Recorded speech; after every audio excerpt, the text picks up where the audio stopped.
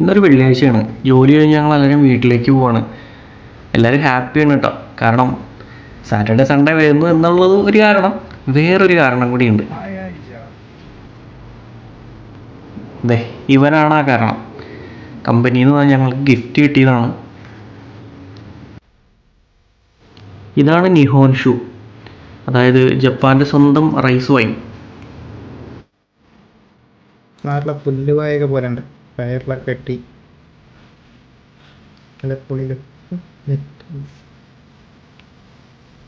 ഇതൊഴി തുറന്നിട്ടാണ് സുസാക്ക ഒഴിച്ചെടുക്കുന്നത്.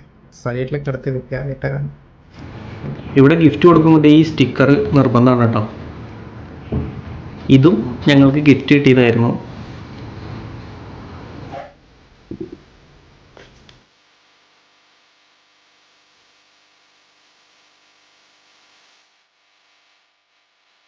ബോക്സിൻ്റെ അകത്തൊരു മാനുവലും കൂടെ ഉണ്ടായിരുന്നു.